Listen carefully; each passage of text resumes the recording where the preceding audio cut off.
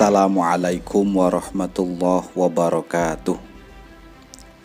Alhamdulillah, para sahabatku sekalian, kita teruskan segmen kajian kisah Nabi dan Rasul yang masih tetap menceritakan kisah Nabi Ibrahim alaihi salam full dan terlengkap, yang sudah melaju di episode ke-11 berjudul Sejarah Hancurnya Namrud yang Menantang Tuhan. Mari kita ikuti kisahnya. Tapi subrek dulu bagi sahabat yang berkenan. Monggo. Para sahabatku sekalian, kita masuk kembali ke pusaran cerita Raja Namrud. Imam Ats-Tsalabi berkata, sungguh manusia pertama yang mengaku Tuhan adalah Namrud, yang sebelumnya dia menyembah berhala, tapi lama-kelamaan dia ngelunjak karena dia menguasai seluruh dunia, dan dia juga meminta para rakyatnya untuk bersujud menyembahnya. Imam As-Sudi berkata, di tahun setelah Ibrahim alaihissalam membangun Ka'bah, para kaum semuanya mengalami krisis paceklik besar atau krisis makanan. Mereka semuanya banyak yang kelaparan, dan hanya Raja Namrudlah yang mempunyai gudang simpanan makanan yang sangat banyak. Dia tidak menjual makanan kepada siapapun kecuali orang itu mau bersujud kepadanya. Maka banyak para manusia dari segala penjuru, sebab mereka membutuhkan makanan di masa krisis atau paceklik, mereka datang kepada Namrud dan berkata, "Engkau Tuhan kami, wahai Namrud, biarkan kami membeli makananmu, sebab bumi kami, ladang kami mengalami krisis." Dan itu termasuk juga Nabi Ibrahim alaihissalam mendatangi Raja Namrud untuk membeli makanan. Dan Raja Namrud langsung mengenali Ibrahim alaihissalam, musuh lamanya. Namrud berkata, "Oh Ibrahim, sudah lama tak jumpa. Apa kamu belum mengakui siapa aku?" Ibrahim alaihissalam lantas menjawab, "Kamu masih hamba Allah di antara hamba-hamba yang lain." Kurang ajar kamu. Ayo, sujudlah kau padaku kalau engkau ingin membeli makanan, bentak Namrud. Ibrahim lantas berkata, "Tak pantas aku bersujud kecuali kepada Tuhan yang wajib disembah." "Siapa Tuhan yang wajib disembah itu?" tanya Namrud. "Tuhan yang wajib disembah adalah Tuhan yang bisa menghidupkan dan mematikan," jawab Ibrahim. "Hahaha, aku ini bisa menghidupkan dan mematikan," kata Namrud.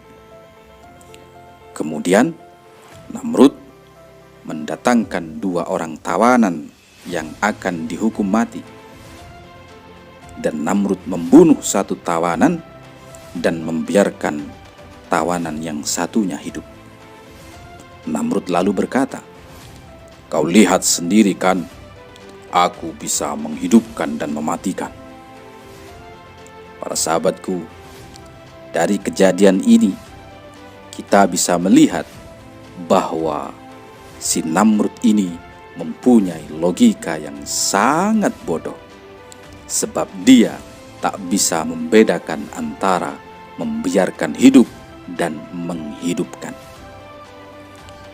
Kita kembali ke kisah, para sahabatku.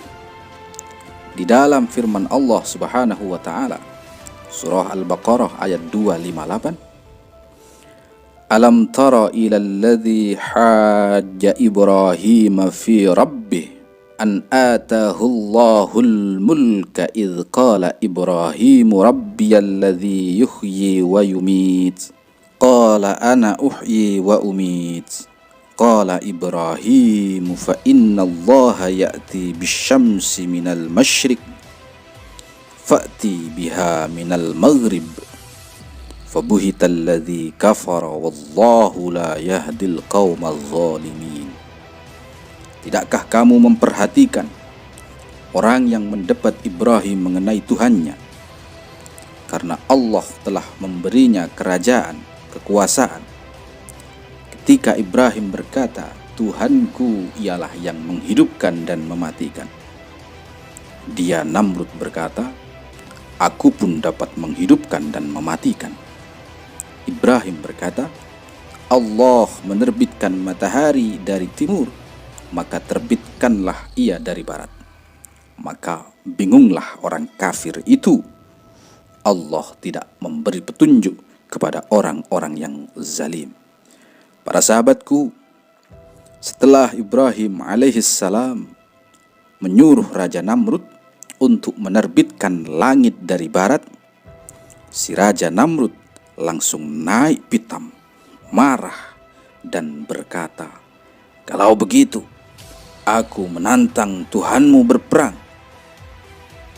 Kemudian, setelah itu Namrud memerintahkan pengawalnya membangun sebuah loteng yang sangat tinggi. Perkiraan tingginya loteng itu mencapai 2 farsakh atau kisaran 15 km. Bangunan loteng tersebut berada di wilayah Babilonia, Irak. Dan di atas loteng masih ditumpangi peti yang sangat besar. Dan tiap sudut atas peti tersebut ditempatkan burung nasar atau burung pemakan bangkai yang kelaparan, yang dicencang kakinya dengan rantai. Peti tersebut mempunyai 2 pintu, pintu atas dan pintu bawah. Dan si Namrud menyiapkan 3 panah khusus yang dibuat oleh ilmuwan-ilmuwan perang di zaman itu. Kemudian Namrud naik ke atas peti dan memerintahkan pengawalnya untuk membuka pintu peti bagian atas. Si Namrud melihat ke atas langit, menunggu datangnya Tuhan Ibrahim. Dan si Namrud lalu membuka pintu peti yang ada di bawah. Dan dia hanya melihat gunung-gunung laksana awan membentang. Dan Namrud kemudian menutup kembali pintu peti tersebut. Dan setelah dalam waktu yang agak lama, di waktu malam, Namrud membuka pintu peti atas dan bawah. Dan Namrud hanya melihat kegelapan di kedua sisi pintu tersebut. Dan tak lama kemudian, terdengar suara malaikat dari langit berkata, mau kemana kau, hai musuh Allah? Setelah mendengar suara tersebut, si Namrud langsung menembakkan panahnya ke arah langit. Dan karena busur panah itu buatan ilmuwan yang sangat hebat, maka panah itu bisa kembali lagi ke tangan si Namrud dalam keadaan berlumuran darah. Dan si Namrud bergembira karena merasa mengalahkan Tuhannya Ibrahim. Dia berkata, hahaha, saya sudah membunuh Tuhannya Ibrahim yang ada di langit.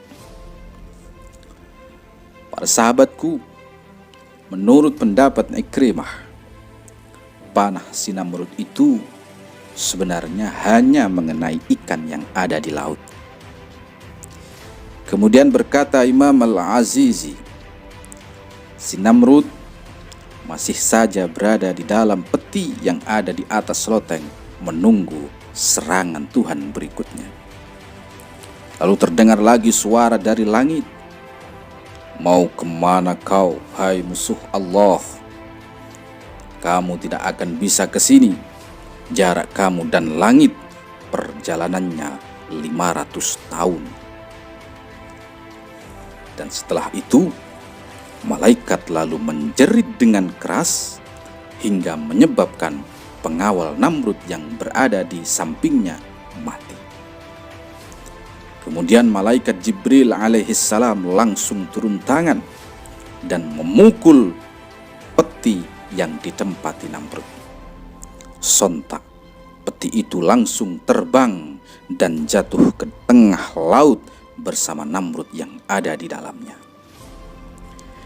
Peti tersebut terombang-ambing di laut hingga akhirnya bisa menepi di pantai. Namrud kemudian keluar dari peti dengan jenggot yang memutih semua. Sebab rasa takut yang amat sangat suatu kejadian yang menimpa dirinya, yaitu dihantam oleh malaikat Jibril. Lalu Namrud pulang ke istananya, dan para rakyatnya, para kaum, tak ada yang mengenalinya bahwa yang berjalan pulang ke istana itu adalah Namrud, karena terbiasa didampingi ribuan pasukan. Dan setelah Namrud berada di dalam istananya, dia kembali memanggil Ibrahim agar menghadapinya. Dan setelah Ibrahim alaihissalam berada di hadapannya, Namrud berkata, "Ibrahim, katakan pada Tuhanmu, beraninya jangan di langit, suruh dia melawanku di bumi." Si Namrud menantang. Sebab kebiasaan peperangan di zaman itu, ya raja berduel dengan raja. Kemudian Allah Ta'ala memberi wahyu kepada Ibrahim.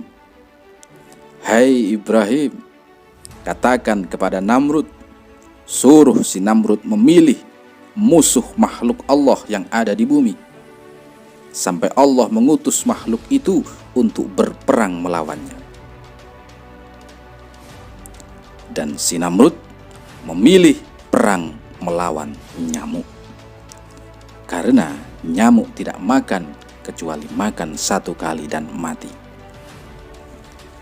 Ibrahim alaihissalam lalu berkata, "Oke, persiapkan pasukan perangmu di medan perang melawan nyamuk, makhluk Allah yang paling lemah tapi kuat atas izin Allah." Dan kemudian si Raja Namrud menyiapkan semua pasukannya tanpa terkecuali.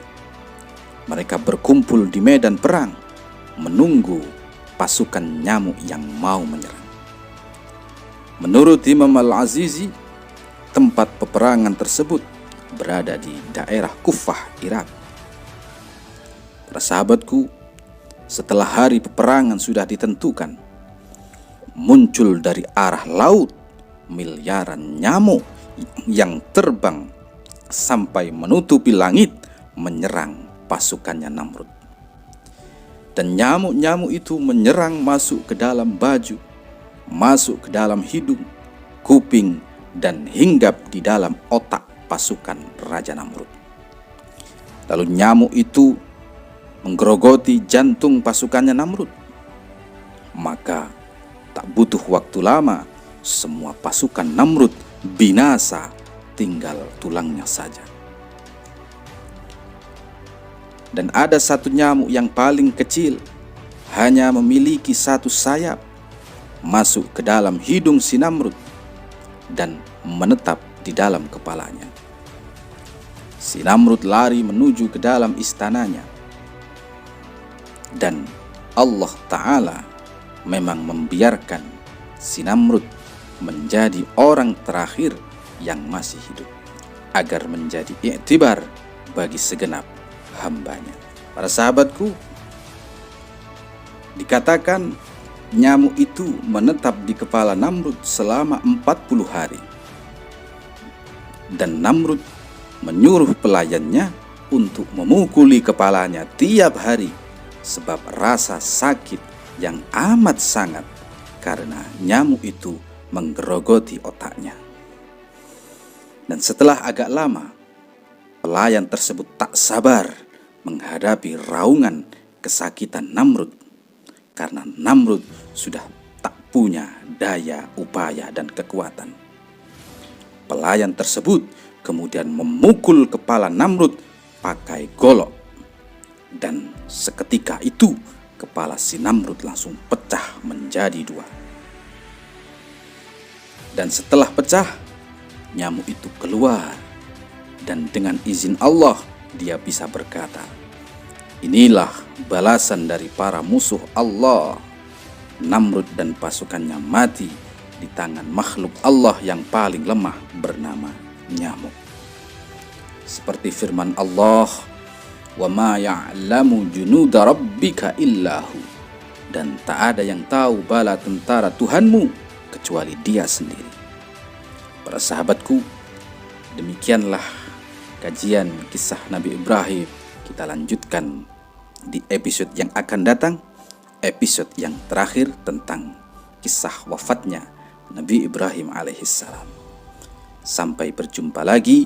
Wallahu a'lam bissawab. Wassalamualaikum warahmatullahi wabarakatuh.